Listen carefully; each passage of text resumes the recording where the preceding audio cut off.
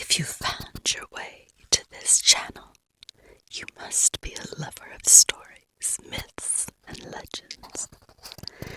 This is Soulless Bra, Scots Gaelic for light of life.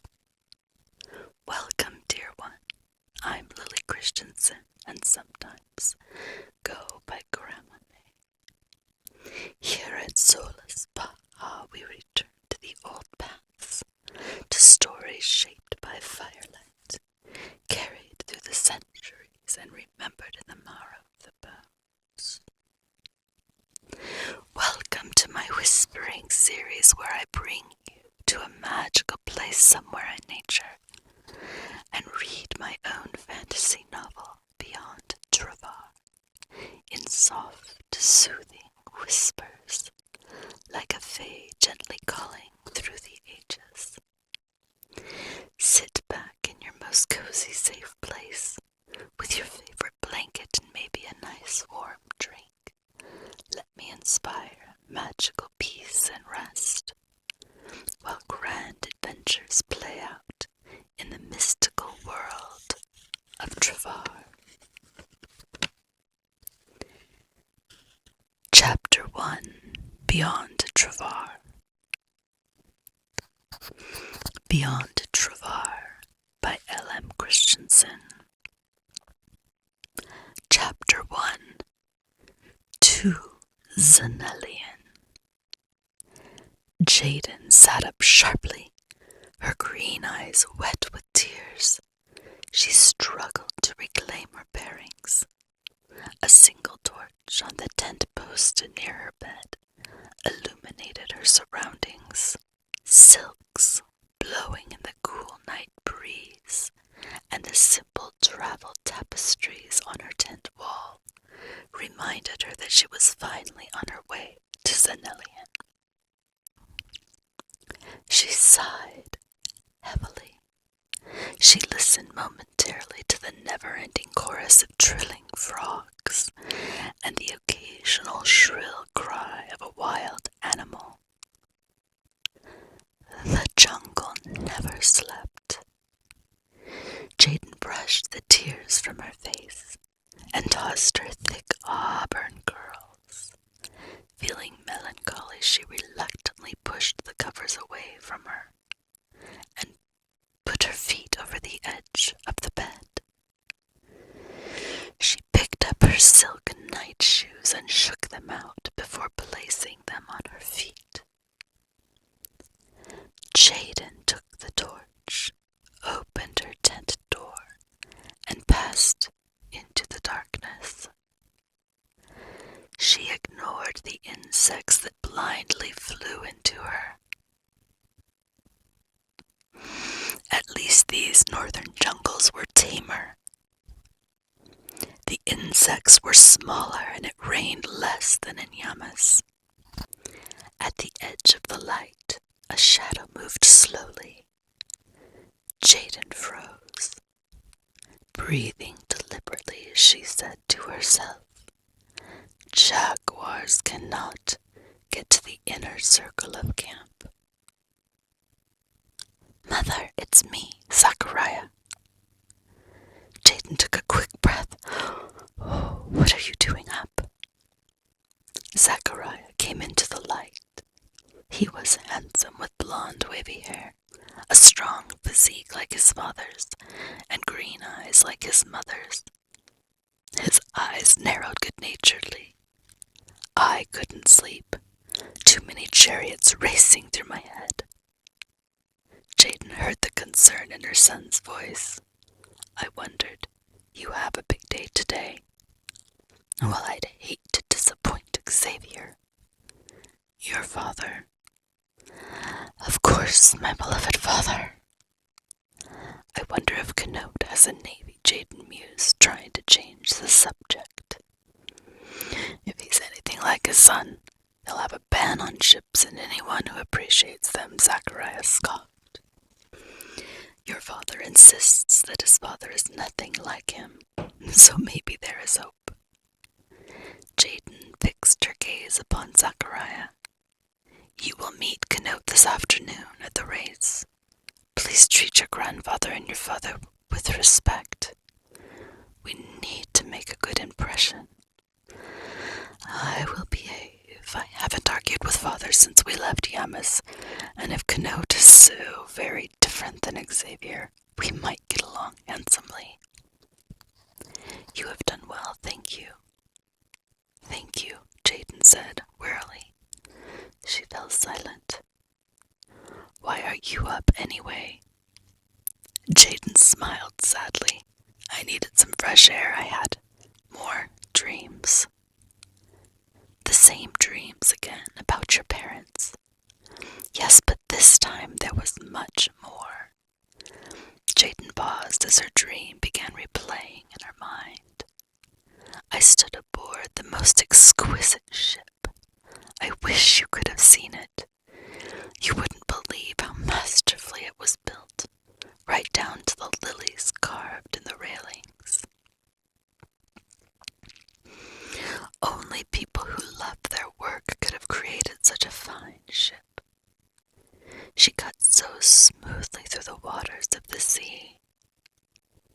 They were out in the open sea and at night.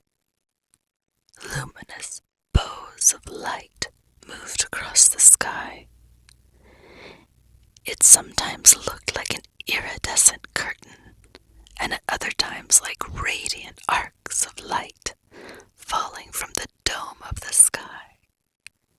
It was breathtaking.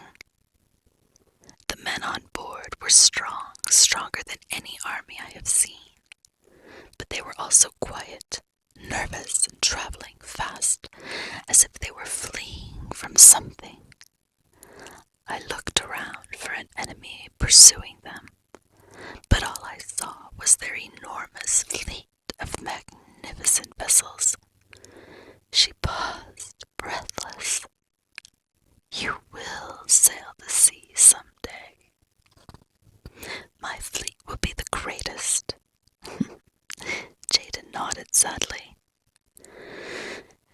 They arrived at the inlet that appeared to be deep enough for their ships, but the inlet was terribly narrow.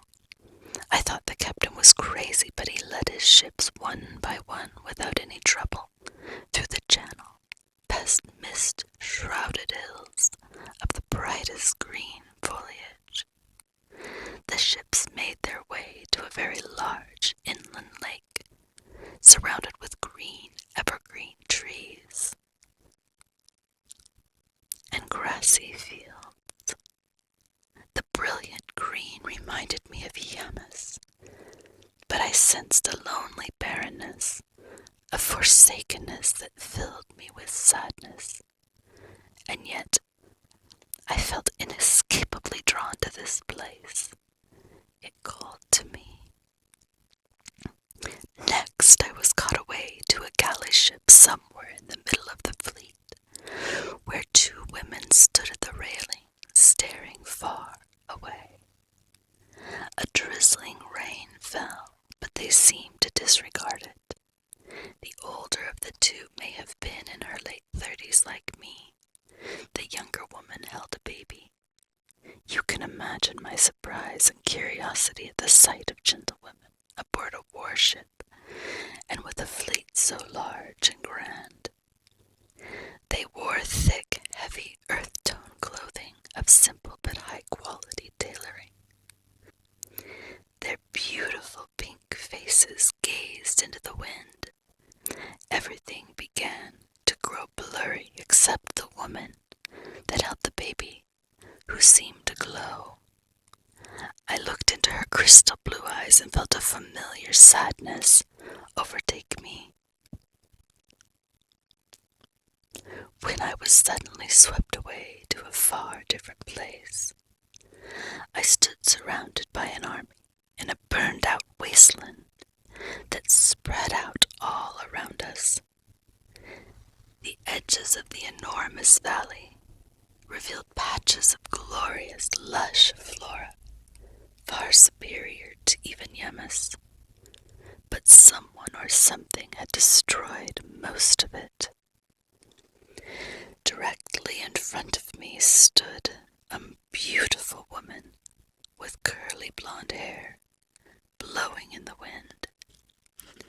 She had those same striking blue eyes as the woman holding the baby whom I saw on the ship. The woman wore armor. It may sound funny, but I think she resembled me, and I felt love for her like I would for a sister, if I had a real sister. But her every feature, from her glaring eyes to her lowered head and clenched fists, told me that she hated me. I reached out to her, but she lunged at me.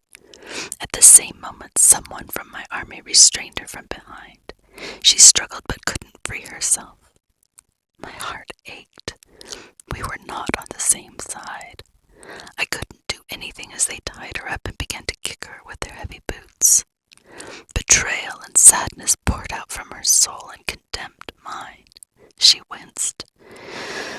Jaden's chest rose and fell. Is there more? Jaden brushed away an escaping tear. Yes, I watched them beat her until I begged to be freed from the dream. At that moment something changed. The place changed. The feeling changed.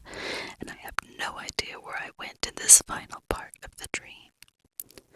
But the man and the woman appeared, as well as the blue-eyed man. The same who always appear in my other dreams. They wore beautiful flowing garments, pale-colored, rather than bright like in Yamas, and so fine as to be almost transparent. The man with the auburn hair and green eyes held hands with the woman whom I presumed to be his wife. The woman had black hair and green eyes. They were both filled with a radiant light, although their faces were sad. I could not understand their language, yet they spoke to me as if they were trying to tell me something important. The blue-eyed man emanated profound calmness and peace. He reached out to me, but I pulled back, and they disappeared. That's all. I woke up crying. Oh, I hope you can find your parents when we arrive in Xannellion. I have dreamed about this day for years now. They have to be there. Jaden's eyes narrowed. I have one more thing I need to tell you. Xavier requested that you and I ride together tomorrow. He doesn't want to seem encumbered by us. You understand, right? Zachariah turned to face his mother squarely, his green eyes burning in the torchlight. I suppose Arabetta and Luana will not encumber him. Jaden lowered her voice. All of this is for you. My greatest hope is that you will become king. You have to overlook your father's passions. You have to mind yourself no matter what. No matter what? Zachariah looked incredulously at his mother. You have suffered too much. The women, the lies, the killing. Son, I can handle it. I always have. Zachariah stared sadly at his mother. I wish he didn't hurt you. If I were king, you'd never cry again. He clenched his jaw. Jaden reached out and brushed her hand over the side of his strong face. You will be king. You will be. Please watch yourself tomorrow at the races. As he turned to leave, Zachariah teased over his shoulder. Don't I always? Exhausted with emotion, Jaden returned to her tent and got back into bed. Lying back on her silk pillows, her heart beat in her throat. She tried to close her eyes, but sleep wouldn't come. The chattering of the monkeys and repeating bird whistles crescendoed as the light began slowly filtering through the canopy above her tent. Thank you for spending this time with me. May these stories bring you rest. wonder and a sense of home. The kind that lives in the bones, remembers the old paths, and lingers long after the day.